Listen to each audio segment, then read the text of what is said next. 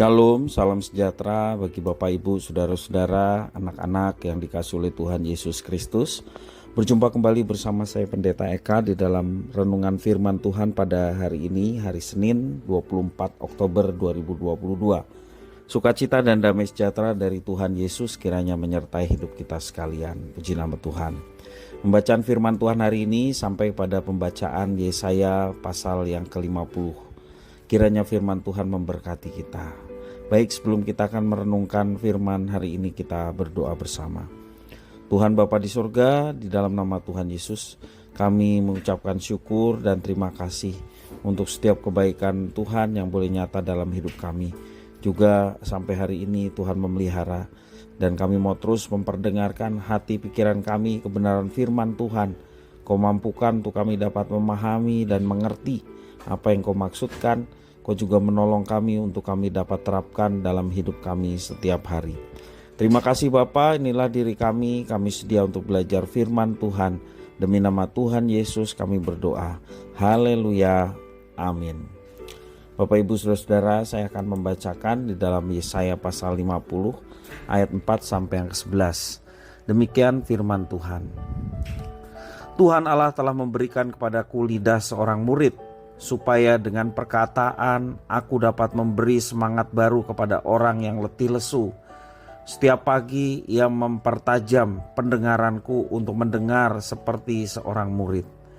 Tuhan Allah telah membuka telingaku dan aku tidak memberontak, tidak berpaling ke belakang. Aku memberi punggungku kepada orang-orang yang memukul aku, dan pipiku kepada orang-orang yang mencabut janggutku.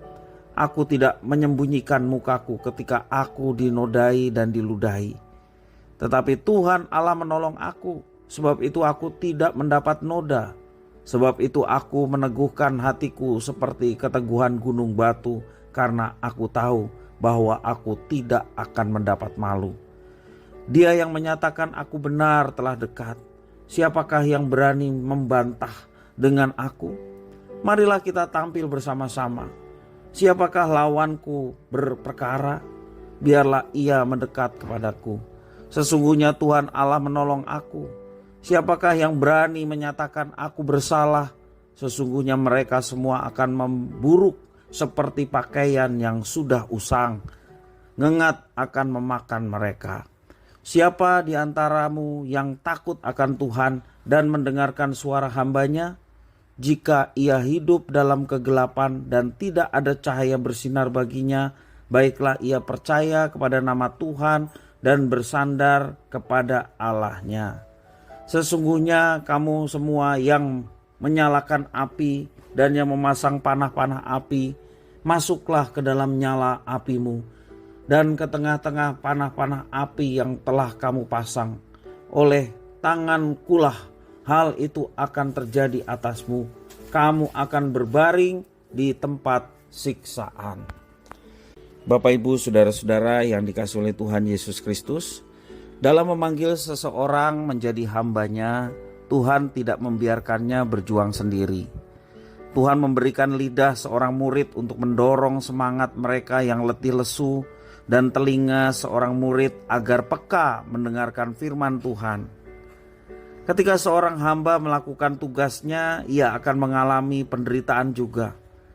Tetapi ia tidak akan mendapat malu karena Tuhan akan membenarkan dan menolongnya. Nabi diberi hak istimewa oleh Tuhan, seperti Nabi Yesaya ya. Hak istimewa sebagai penyambung lidah Tuhan kepada umatnya. Jadi apa yang disampaikan oleh seorang nabi tidak berasal dari dirinya sendiri, tetapi dari Tuhan yang telah mengutusnya. Dari pasal ini kita belajar ada 3 prinsip yang harus dimiliki oleh seorang hamba Tuhan. Yang pertama, dia harus memiliki relasi yang intim dengan Tuhan dalam doa pribadi, sehingga dia memiliki kepekaan untuk melakukan apa yang dikehendaki oleh Tuhan. Dan yang kedua, seorang nabi harus dapat memastikan bahwa berita yang disampaikan adalah berita dari Tuhan. Oleh karena itu pola suara kenabian selalu dimulai dengan diakhiri kalimat seperti ini. Beginilah firman Tuhan. Seperti itu ya. Yang artinya perkataan ini mempunyai otoritas sebagai suara atau kehendak dari Tuhan. Dan yang ketiga, seorang nabi harus siap menderita bagi Tuhan. Dan meski demikian, penderitaan bukan suatu hal yang besar, karena para nabi atau hamba Tuhan berada di pihak Tuhan, dan Tuhanlah yang akan menjadi pembela dan penolong mereka. Memang jabatan nabi saat ini sudah tidak ada, tetapi fungsi kenabian masih melekat dalam diri setiap kita sebagai hamba-hamba Tuhan. Kalau zaman perjanjian lama seorang nabi diurapi dengan Roh Kudus. Sekarang tidak ada lagi nabi, tetapi setiap orang yang percaya kepada Tuhan Yesus diurapi dengan Roh Kudus. Demikian juga kita memiliki fungsi kenabian bagi orang-orang yang tersesat, supaya mereka boleh mengalami berkat Tuhan, mendapatkan berkat Tuhan melalui keberadaan umat yang percaya. Dan saat ini kita tidak lagi mendengar suara Tuhan secara langsung, tetapi kita mempunyai suara Tuhan melalui Alkitab yang kita miliki bersama. Oleh karena itu, supaya kita mampu memahami kehendak Tuhan dalam kehidupan kita masing-masing, kita harus membangun relasi yang intim dengan Tuhan melalui doa. Demikian juga pembacaan firman Tuhan seperti yang kita pelajari hari ini.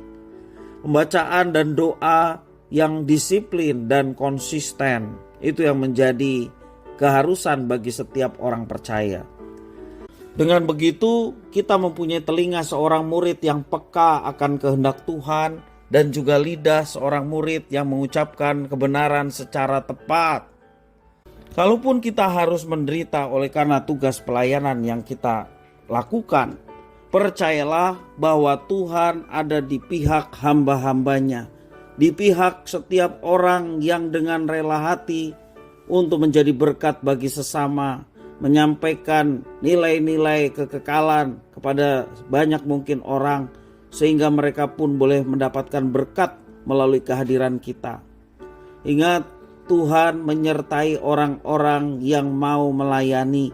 Ia senantiasa menolong, membela, bahkan melindungi setiap hamba-hambanya yang dengan setia melaksanakan apa yang ditugaskan oleh Tuhan. Kiranya firman Tuhan ini boleh memberkati kita sekalian. Mari kita berdoa. Tuhan Bapa di surga, kami mengucap syukur atas firman Tuhan. Mampukan kami menjadi hamba-hamba-Mu yang setia.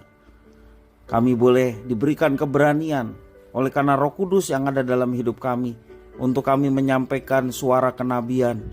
Kehendak Tuhan boleh kami sampaikan kepada sebanyak mungkin orang, sehingga mereka boleh mengerti kehendak Tuhan. Dan terlebih daripada semua itu, melalui kesaksian umat Tuhan dan kami semua boleh menjadi berkat. Banyak orang yang boleh mengenal Kristus melalui keberadaan umat Tuhan. Terima kasih ya Tuhan. Inilah doa permohonan ucapan syukur kami atas firman Tuhan. Demi nama Tuhan Yesus kami berdoa. Haleluya. Amin.